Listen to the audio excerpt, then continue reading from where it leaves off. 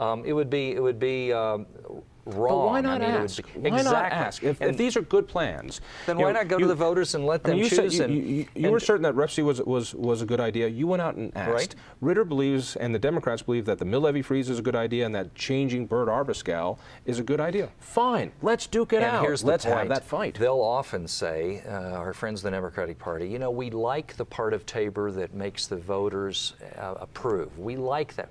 But in fact, give them the power, and they're not letting the voters have, you know, they didn't ask the voters, should we increase school taxes by $200 million a year forever?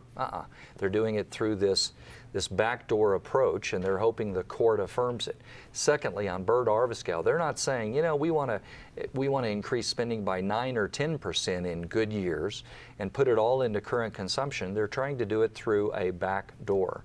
They ought to, if they really believe in that part of Tabor that says let the voters decide, well then let the voters decide. However, this last initiative season, they did take to the voters a severance tax increase and got soundly defeated. So I think that what they understand is they don't really trust the electorate on these questions of taxes, which is why they're avoiding the electorate. Don't ask because they might say exactly. no. All right. 8 years as governor, what was your biggest regret?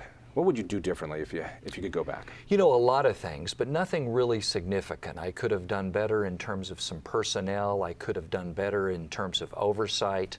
There were some bills I could have vetoed, though I will say that I vetoed more than any Colorado governor in history. What kind of bills would you have vetoed if you had a second chance? Well, I mean, in terms of the thousands, I really don't remember specific indications. I can tell you that, like everybody, we all could do things better. We all make mistakes.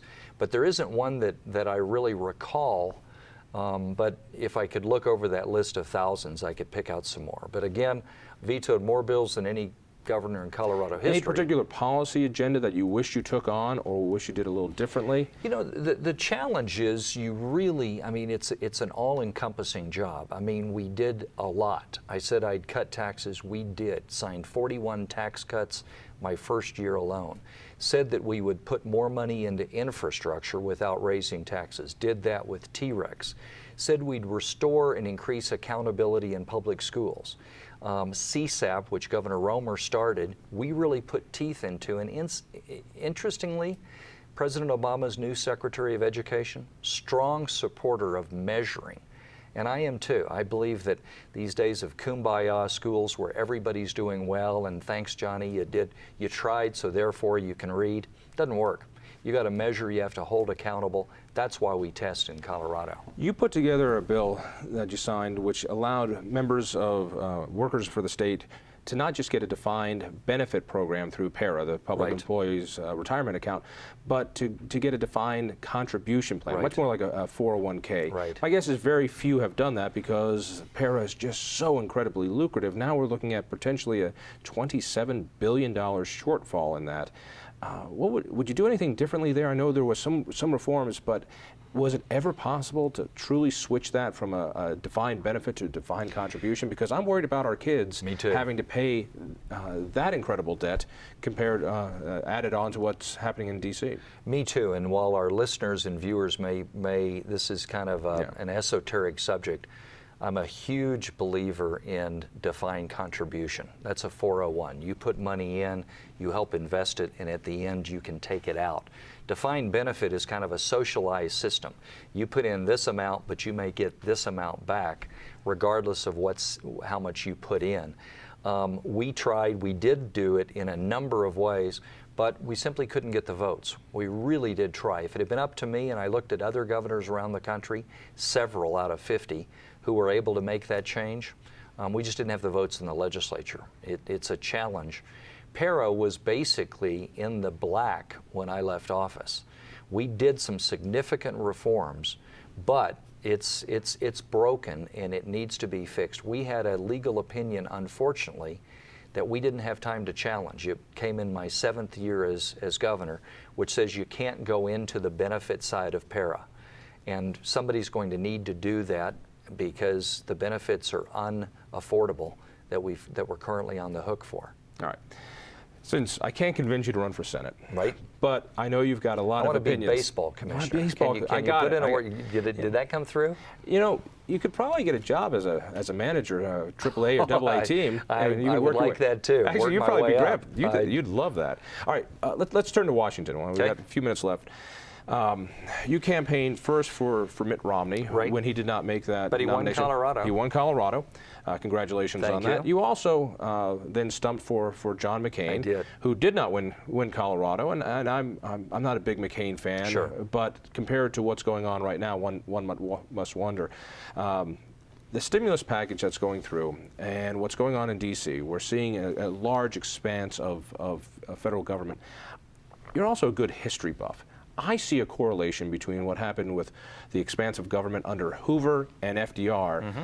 I see the same sort of thing that's happening under Bush and now our new president, Barack Obama. Am I off base from your point of view on this? A little bit, but not much. Most people don't know that Hoover expanded government, and he really did. And his prescriptions for how to get out of the Depression were woefully wrong, as were FDR's. In the early years. We both know how the Depression ended, and it ended with the rearmament of the United States, preparation for the Second World War. I would suggest that right now what we're seeing in the stimulus package is similar. It's a huge increase in terms of what's called the CHIP program, Medicaid, COBRA, sorry for the acronyms, and they're all getting larger, and they're getting larger under so very good. And we're borrowing the money to pay for it. I mean, John McCain, and 85% of the time he voted conservative, and that's why I strongly supported him compared to Senator Obama. But John McCain the other day said that this is generational fraud, and he's right. Your 2 children, our 3 children, we're borrowing the money to pay people right now increased benefits that we're going to make our children pay for. And there's going to come a time due. And I don't have any problem with some of parts of the stimulus package. This is a challenging time. But if you're building infrastructure, it actually is a long-term asset. If you're simply doing a transfer payment for current consumption, it goes away as soon as you spend it. I also see a real challenge to states' rights and what's going on here, not only with health care and more consolidation, central planning from Washington. As a governor, as a guy who's worked in Colorado politics for so long, there's got to be a concern there. And tell me, while we've got a few minutes left, your biggest concerns about the future of Colorado. What concerns you most about where we are going politically here in Colorado? Well, I'll start with the second question first, and that is the growth of organized labor and the impact it's having on state policy. I believe, in essence, it almost has a veto today.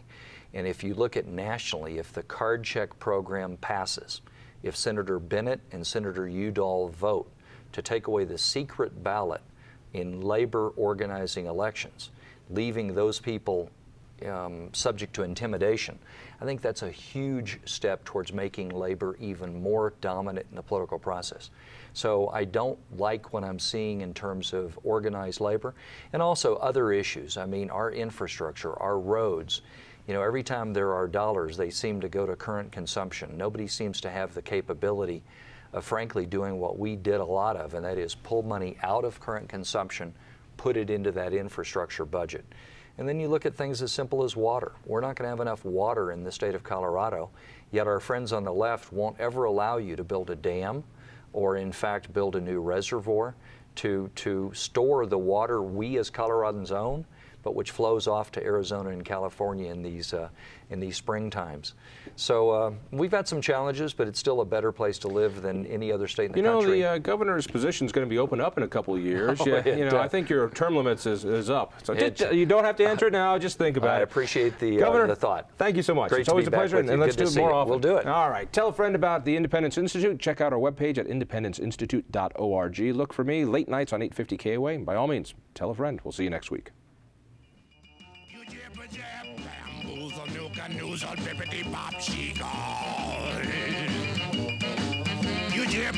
bamboozle, nooka noozle, bippity bop,